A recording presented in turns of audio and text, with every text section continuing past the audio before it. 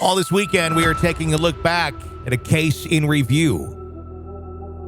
The charges against Bryan Kohberger in the murder of the 4 Idaho college students. Taking a listen to some of the most compelling conversations and discussions that we've had thus far. Let's listen to another one. This is an examination of the hidden human condition. This is the Hidden Killers Podcast. The Hidden Killers Podcast. With Tony Brueski. We are talking with forensic psychologist Kate Wallinga today. Talking Bryan Kohberger, the case that mainly the argument recently has been media coverage. Oh, that media coverage. Their concern about it tainting a possible jury pool and his ability to have a fair trial.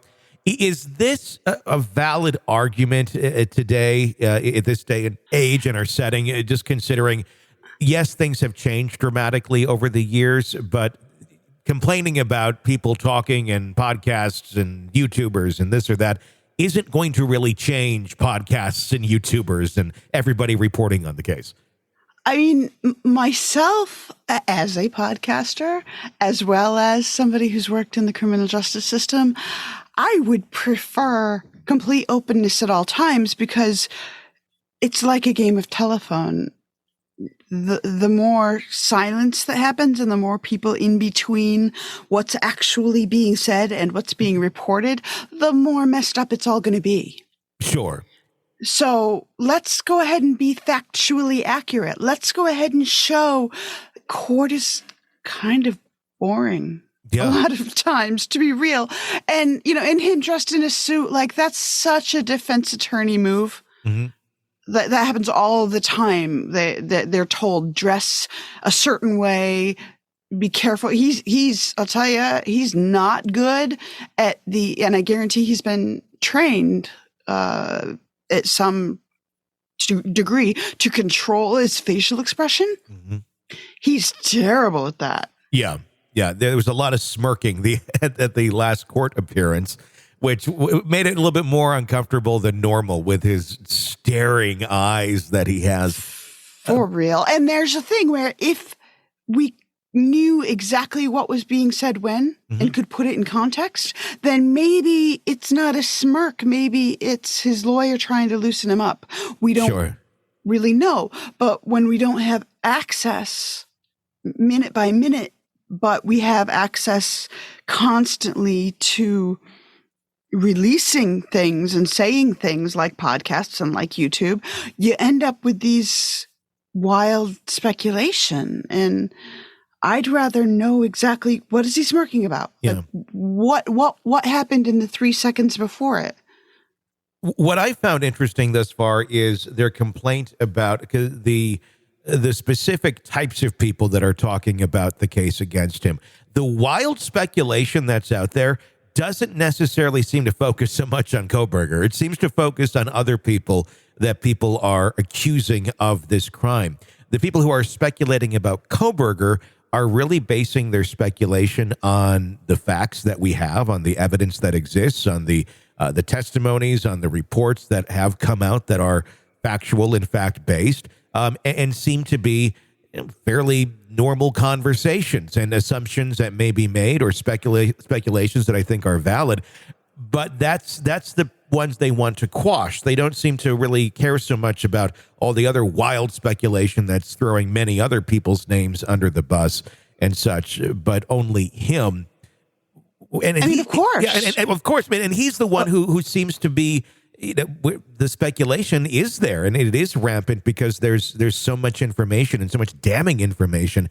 I don't know that it really helps him by not having his attorneys being able to speak and kind of control or correct a narrative, or some of the family being able to speak up and provide some of the narrative and some of the insight rather than just rampant speculation. No, but I would say that it helps him a lot to have people speculating wildly about other involvement, other people's involvement, other cases. That's much to his advantage. Sure. Because the more people you can say, well, maybe this, maybe that becomes the whole concept of reasonable doubt, which, look, the police have been so much more open with his case than they normally are. Like normally you don't see a lot of the stuff that has been released about the Kohberger case until, charges have been filed. Like we saw it before he was extradited even. Yeah. And so they feel real strongly about this. And so the extra speculation is just noise. It's people who work in audio talk about a signal to noise ratio, meaning the signal is the message you want to get across and the noise is all the extra crap that it distracts. Yeah. And that's all just noise, but that's to the defense's benefit. The more noise they have, the more chance they have to throw stuff at the wall and see if maybe we can get one juror to go with not guilty. Yeah, no, you're exactly right. What's your take, speaking of speculation, Steve Gonsalves had recently stated that he believes that Kohberger murdered out of jealousy because of the girl's lifestyle, if you will. Do you feel that is an accurate statement for maybe some of the motive or some of the rage that this individual had behind him, allegedly? I think it's dangerous for a rational, visual quotes here, normal person to speculate about the motives of someone who is clearly unwell. Unsafe, unrational. It would meaning like we don't know. People who are sociopaths do not think the way that we do. They don't experience jealousy, rage, love, hate, anger, frustration, any of those emotions the way that we do. They may have them, but they feel different. So for instance, I've worked with one convicted and admitted murderer who killed another man whom he'd never met before. They were both in a bar, and the other man was served his drink. So like the bartender got the drink orders wrong, and the convicted murderer took this so personally that he killed the guy. Right? Like that's not rational. And there's no amount of sort of obsessing or sitting with it that's going to make sense. And I've had the opportunity to sit with the perpetrator and be like, okay, listen, my guy, fill in my blank for me, please. What was that? Yeah. And he was like, in the moment, I felt so disrespected and I couldn't wait long enough to take that out on the bartender, but I had to act on it. And I was like, could you have just waited 5 minutes? And he was like, well, in retrospect, I guess that would have made sense. Do you see what I'm saying? And so they function differently. And so guessing it was jealousy, jealous, I don't feel is the right word because he was fairly comparable in terms of socioeconomic and demographic status.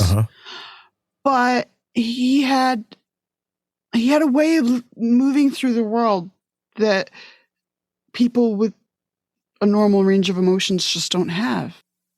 You're listening to the Hidden Killers Podcast. Hidden Killers Podcast with Tony Brueski. Hold that thought, because I want to continue this conversation tomorrow with you, Kate.